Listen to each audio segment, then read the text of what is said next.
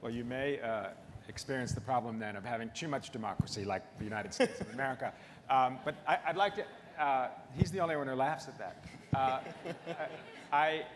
But I want to ask you that same question. Or in California. That same question about repressive states, because in the State Department in the US, we're dealing with this idea that we want a kind of radical freedom agenda where everybody has complete openness and transparency. We talk to the Chinese all the time about allowing openness. Syria is a counterexample to Egypt. What do you do about that? Well, and I think this is where the marketplace comes into play very significantly. In the context of Syria, for example, the State Department within the past year sponsored a delegation of telecommunications executives, led by a young man named Jared Cohen, who's now working, for Google, who I know is co-sponsoring this event today. And it was a very blunt discussion with the Syrian government, which is, if you want this kind of investment that we from the private sector can bring to a country like Syria, you have to play by a certain set of rules, transparency, openness, accountability, and so forth. If you're willing to play in that way, then their opportunities will exist. If you choose not to play in that way, they won't. Now, China is a hybrid where it's trying to have its cake. But that argument doesn't work with China. And eat it too, but not every country is China. That has the economic leverage in the marketplace to be able to draw the companies there and perhaps to some extent dictate the terms, but not exclusively dictate the terms. But there's going to be genuine competition going forward. These revolutions have evolved. Mubarak tried to turn off the internet and was not successful. By the time he hit the switch, the horse had literally left the barn. Syria, within the last week, has not only beyond the media restrictions, just tried to shut down the internet. It's unclear to me that they will be successful.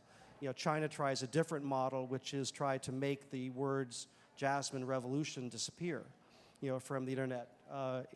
But clearly, what the United States is promoting is, the access to information that will empower people, which will in turn, over time, make governments more responsible and more accountable. So let me put you on the spot for a second when it comes to the United States and information.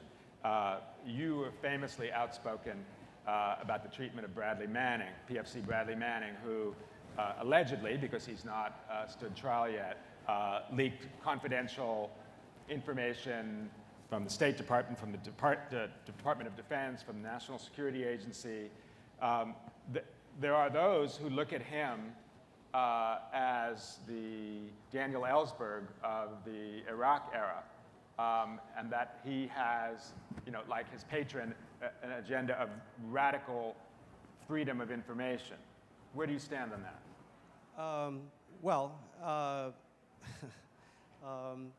Where to start? First of all, we're talking about, and I think this is crucial to the difference between a whistleblower like Daniel Ellsberg, who gave a report to the New York Times that dealt with a specific subject for which he had specific knowledge, with the intent of trying to stop a war that he thought was damaging to the United States. Whether or not you condone whistleblowing, that is something that we understand.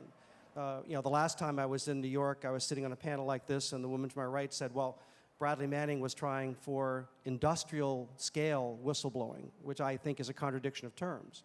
But what the marriage of information and technology did in the context of WikiLeaks was to see the release of documents that touch on literally every relationship that the United States has with every country in the world. And there has been some impact, some significance, some not so much, in every country in the world. That has done damage to the United States. There's a difference between transparency, and I would argue, and in your business, that the government, it's very hard for the government to actually keep a secret.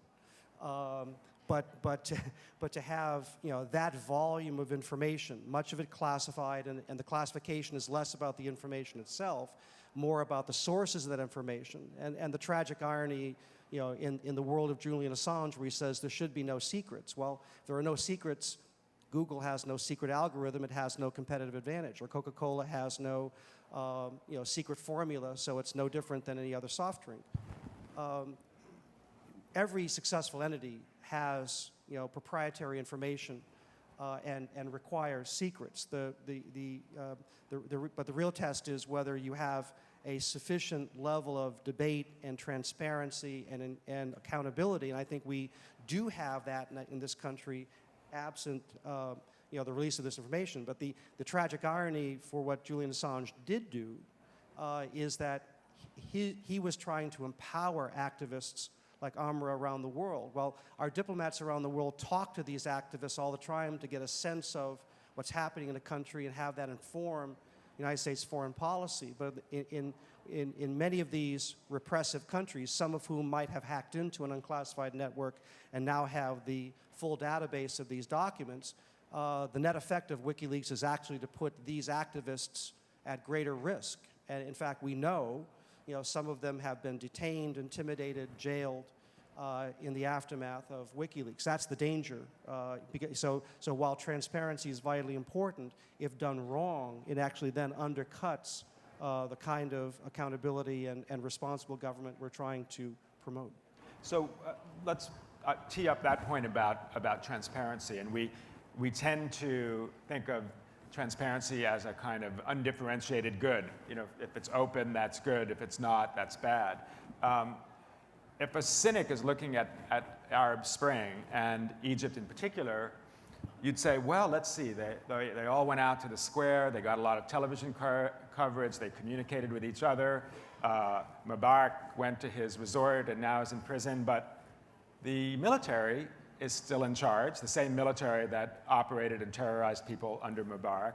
The institutions haven't changed, the businesses haven't changed. Is this just a kind of false front of freedom, and the younger Egyptians are indulged, and now it's back to business as usual?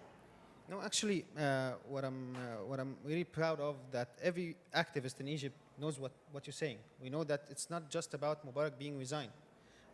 It's a lot bigger than that. The revolution hasn't ended, and that's what we say all the time. We still have a long road. It can take a couple of years. There was never a revolution that reached its goals by like a couple of months in the course of history. Like the French Revolution took like 10 years. We had a revolution in 1919. It took like 2 years. So we had a long road ahead of us. But at the same time, we want to work. We want to start rebuilding our country again after all the destruction that Mubarak regime did for 30 years. But we are aware that we have a long journey to have a civilian country, to have a country that respects human rights, to have a country that will put everyone who made anything wrong in prison. And that's a long journey because we had a lot of people that need to be in prison. Actually, we need to build new prisons for those who's not there yet. So we know that it's still a long road. And that's when we were using the same tools like social media tools to tell each other. Because now, after Mubarak was so controlling the media, now the military is doing the same thing. They are trying to control the media again. They are trying to like have guidelines you can't cross. So social media is still on track. People are not afraid. We did the hard part, so everything else is going to be a lot much easier than what we done before. We had people with snipers on rooftops shooting us in the square, and that was crazy. We had the scariest week ever anybody can live. Not a single police officer in the streets in the country, not single one. All the thugs were in the streets with knives and guns and weapons, attacking every home in the country, and that was. We will never see a scarier day than that. It was like a dystopia, as dystopia really means. So everyone went to the streets, even in Medina Tahrir or under their homes, protecting their homes. Everyone was a police car. Everyone in the country. So and we think till now that was all planned by a regime to just make us go home. So I think, if we pass that, we can pass anything. So, and I agree, and there's some debate about, as PJ mentioned, was this the Twitter revolution? It wasn't Twitter that stood up to the police and the military. It was brave young men and women, Egyptians, who were doing that, not a tool. But at the same time, there are other forces you were talking about at work in Egypt. If you take the Muslim Brotherhood, for example, they don't have a Facebook page. They don't have a Twitter account. Yet you could argue their power is increasing in a kind of post-revolutionary Egypt, and they're doing it the old-fashioned way, through word of mouth, through persuasion. How do you address that? Actually, Muslim Brotherhoods, Muslims Brotherhood had a Twitter account and Facebook page and everything, but they don't depend on it as we do, as liberals in general do. Muslims Brotherhood, some guys of them had the most visited page on Facebook for news. It's called Trust News. Those are guys from Muslims Brotherhood. And on the other hand, now, if we're speaking now, Muslims Brotherhood are way more concerned with the people, with the voting power. And they are playing politics the old-fashioned way. And they are smart with that. But lots of liberals now are starting to do the same thing. Of course, they have a long experience and an advantage because they made it before us. But lots of new parties are forming, are founded by liberals, and they understood the lesson. Maybe you can gather 1 million people from the internet and put them in the square. But you can't do that when it comes to elections. When it comes to elections, as I said, 80% of the people don't have a Facebook account, don't have a Twitter account. They don't care. So what you have to do is really go to the streets. The good thing about the revolution was it's so easy now to gather 1 million people from the internet. It's so easy. Even if I want to pave my streets, I can make a Facebook page, let's all pave my street, so everyone will gather. It's not that hard anymore. And that's the very good thing about it, because any other regime that will come, it will have what we call tahrirophobia. So he will be so afraid to make anyone angry, because it will be so easy to make him look like a regime that lost its credibility with the people. So even if the Muslims Brotherhood took power, or any other Islamist or liberal or any other kind of regime, he will try to please everyone for the next couple of years. And I think till they have back a big army of police officers and brutality and plant the fears inside of us. Till that happens again, and I don't think it will, but nobody's gonna get anyone angry.